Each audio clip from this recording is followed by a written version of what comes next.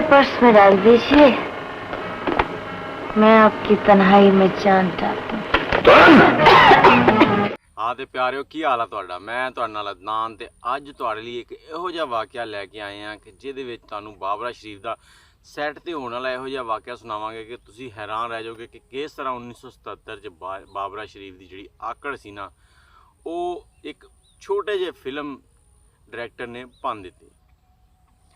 बहुत ही ज़बरदस्त वाक़या ते लेकिन उस तो पहले तुसीं साडे चैनल नूं सबसक्राइब कर लो, बैल दा आइकन भी दबा लो ताकि साड़ियाँ सारियां इस तरह दी वीडियो तुहाडे तक पहुँचदियां रहन। तो चलो फिर वीडियो नूं शुरू करते हैं। लेकिन वीडियो नूं शुरू करन तो पहले मैं तुहाडे नाल थोड़ी जी गल कर लांगा कि वक्त दे विच जदों भी तुसीं कोई काम करदे हो ना ते उस काम दे विच एक टाइम इहो जिहा आंदा जदों तुहाडे ते अरूज आंदा, तुसीं एक पीक ते पहुँचदे हो और उस पॉइंट ते पहुँचण तो बाद जिहड़े ना 99% लोग ऐसे होंदे आ जिहड़े ना अपने आपे जो बाहर निकल जांदे आ। उन्हां नूं समझ ही नहीं आउंदी कि असीं कर की रहे हैं, असीं मतलब की करना, की अखलाकियत है, की नहीं हैगी, वो अपने आपे तो बाहर। यही काम बाबरा शरीफ साहब ने होया सी। उर्दू फिल्मां दी एक ऐसी हीरोइन जिन्हें एक तो बाद एक जिहड़ियां फिल्मां ना टॉप दियां फिल्मां कीतियां ते ओह ट्रेंडिंग च सीगे उस टाइम। तो उस टाइम एक इहो जिहे प्रोड्यूसर ते राइटर कह लो फिल्म बनाउण लगे सी जिन्हां ने हजे तक उर्दू फिल्मां बनाईयां ही नहीं सी। उन्हां दी पहली फिल्म सी उर्दू। ते होया कि इस फिल्म दे विच मेन किरदार जिहड़ा सी ना वो मुहम्मद अली साहब कर रहे सी। एक पासे फिल्म इंडस्ट्री पंजाबी च आ रही सी जिथे सुल्तान अली साहब राज कर रहे सी, दूसरे पासे मुहम्मद अली साहब सीगे, मुहम्मद अली साहब, वहीद मुराद, इस तरह नदीम साहब ये राज कर रहे सी। नदीम ते बाबरा शरीफ, मुहम्मद अली बाबरा शरीफ इन्हां दी जोड़ी अक्सर ही सामने आउंदी सी क्योंकि दोनों तरह की लैंगुएज जिहड़ी है ना, दोनों तरह की जुबान जिहड़ी पाकिस्तान च बहुत ज़्यादा सुनी भी जाती है, बोली भी जाती है। तो कुछ लोग उर्दू नूं पसंद करते सीगे इसलिए वो पंजाबी नहीं वेखदे सीगे। तो ये फिल्मां जिहड़ियां उर्दू सी ना उन्हां दे विच हीरोइन दा किरदार बाबरा शरीफ साहबा बहुत ही ज़बरदस्त करदियां सी ते लोगों दी जिहड़ियां ना अखां दा तारा सी। जदों उन्हां नूं पता लगा कि इस फिल्म दे विच उन्हां ने किरदार अदा करना ते वो फिल्म जिहड़ी है ना एक पंजाबी राइटर बना रहा, पंजाबी डायरैक्टर।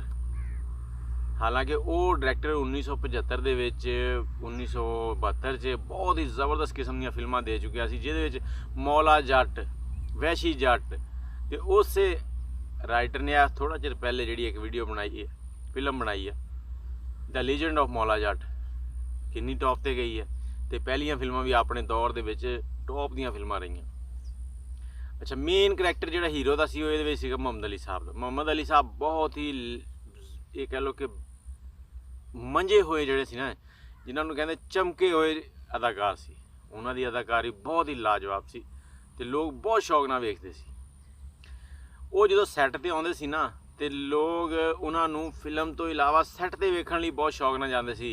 स्टूडियो च जिथे उन्हां दा पता लग जांदा सी कि मुहम्मद अली साहब एक्टिंग कर रहे आ, उन्हां दी फिल्म दी शूटिंग हो रही, लोग उन्हां नूं वैसे जांदे सी वेखण कि आम शूटिंग के दौरान। और उन्हां दे इहो जिहे रिकॉर्ड सीगे कि एक सीन इक्को ही शॉट दे विच पूरा करके आ जांदे सी, कदी बार बार कट ते ऐ ते ओह नहीं करने पैंदे सी।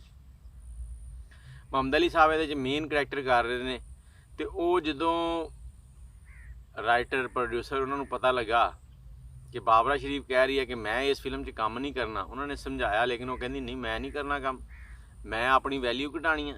इस बंदे नूं की पता उर्दू फिल्मां की होंदियां, जे पंजाबी इहनूं को गड़ासे मुछां ते टोके वो चलावे जाके, ये कित्थे उर्दू फिल्मां तुरिया आया। अच्छा जी, मुहम्मद अली साहब ने जो गल की तो मुहम्मद अली साहब ने जो जाके बाबरा शरीफ नूं समझाया, उन्होंने आख्या कि तू काम कर, पिछे उन्हां दीयां फिल्मां तो वेख, उन्हां दे नाल काम करके वेख, जे तेनूं पसंद आवे तो फिर गल करी ना।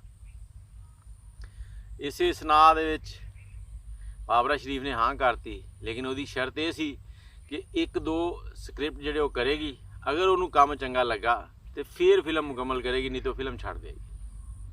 ठीक है जी, वो पहला ही शॉट से पहली डायरैक्शन जो सीन लै गए तो वो काम इहो जिहा सीगा कि नासिर हसन अस्करी साहब दा, हसन अस्करी साहब इस फिल्म नूं बना रहे थे तो उन्हों का काम इहो जिहा सीगा कि बाबरा शरीफ वेख के हैरान रह गई। फिर उन्होंने पूरी फिल्म की। तो दसन का मकसद यह है कि कभी भी एवें ਪਾਪੜ ਨਾ ਬੇਲੋ, ਐਵੇਂ ਇਹ ਨਾ ਕਹੋ ਕਿ ਮੈਂ ਅਫਲਾਤੂਨ ਆ, ਮੇਰੇ ਤੋਂ ਪਿੱਛੇ ਕੋਈ ਨਹੀਂ ਹੈਗਾ। ਕਿਸੇ ਵੀ ਬੰਦੇ ਨੂੰ ਆਪਣੀ ਸੋਚ ਤੋਂ ਘੱਟ ਨਾ ਸਮਝੋ। ਨਾਸਰ ਅਦੀਬ ਸਾਹਿਬ ਨੇ ਵੀ ਉਹਨਾਂ ਦੇ ਬਾਰੇ ਬਹੁਤ ਅੱਛੇ ਅਲਫਾਜ਼ ਕਹੇ। ਉਹਨਾਂ ਨੇ ਕਿਹਾ ਜੀ ਉਹਦੇ ਵਰਗਾ ਰਾਈਟਰ ਹੀ ਕੋਈ ਨਹੀਂ, ਪ੍ਰੋਡਿਊਸਰ ਹੀ ਕੋਈ ਨਹੀਂ। ਨਾਸਰ ਅਦੀਬ ਸਾਹਿਬ ਉਹਨਾਂ ਦੀ ਤਾਰੀਫ ਕਰ ਰਹੇ, ਤੇ ਸਮਝੋ ਕਿ ਕੋਈ ਨਾ ਕੋਈ ਖੂਬੀ ਤਾਂ ਹੈ ਨਾ। ਤੇ ਇਸ ਤਰ੍ਹਾਂ 1977 ਦੇ ਵਿੱਚ ਬਾਬਰਾ ਸ਼ਰੀਫ ਉਰਦੂ ਫਿਲਮਾਂ 'ਚੋਂ ਨਿਕਲ ਕੇ ਪੰਜਾਬੀ ਫਿਲਮਾਂ 'ਚ ਆਈ, ਤੇ ਨਾਲ ਹੀ ਪੰਜਾਬੀ ਫਿਲਮਾਂ 'ਚ ਨਹੀਂ ਆਈ, ਪੰਜਾਬੀ ਫਿਲਮਾਂ ਦੇ ਡਾਇਰੈਕਟਰ ਨੇ ਉਹਦਾ ਜਿਹੜਾ ਛੋਟਾ ਜਿਹਾ ਡਾਇਰੈਕਟਰ ਸੀਗਾ। ਉਰਦੂ ਫਿਲਮਾਂ ਨੂੰ ਉਦੋਂ ਵੀ ਬਹੁਤ ਵੱਡੀਆਂ ਸਮਝਿਆ ਜਾਂਦਾ ਸੀ ਜੀ, ਇਹ ਅਫਲਾਤੂਨ ਆ, ਪੰਜਾਬੀ ਫਿਲਮਾਂ ਨੂੰ ਕੁਛ ਨਹੀਂ ਸਮਝਦੇ ਸੀਗੇ। ਲੇਕਿਨ ਪੰਜਾਬੀ ਫਿਲਮਾਂ ਫਿਰ ਵੀ ਉਹਨਾਂ ਦੇ ਰਿਕਾਰਡ ਤੋੜਦੀਆਂ ਸੀ। ਬਾਬਰਾ ਸ਼ਰੀਫ ਸਾਹਿਬ ਦਾ ਗਰੂਰ ਜਿਹੜਾ ਉਹ ਟੁੱਟ ਗਿਆ। ਤੇ ਤੁਸੀਂ ਵੀ ਖਿਆਲ ਕਰਿਆ ਕਰੋ, ਐਵੇਂ ਕੋਈ ਵੱਡੇ ਬੋਲ ਨਾ ਬੋਲਿਆ ਕਰੋ। ਕੋਈ ਪਤਾ ਨਹੀਂ ਰੱਬ ਕਿਹੜੇ ਵੇਲੇ ਕਿਹਦੇ ਨਾਲ ਤੁਹਾਨੂੰ ਕੰਮ ਪਵਾ ਦੇ। ਵੀਡੀਓ ਕਿਹੋ ਜਿਹੀ ਲੱਗੀ, ਚੰਗੀ ਲੱਗੀ ਹੋਵੇ ਤੇ ਲਾਈਕ, ਸ਼ੇਅਰ ਤੇ ਸਬਸਕ੍ਰਾਈਬ ਵੀ ਕਰ ਦੇਣਾ। ਦੁਆਵਾਂ ਯਾਦ ਰੱਖਿਓ। ਅੱਲਾ ਹਾਫਿਜ਼।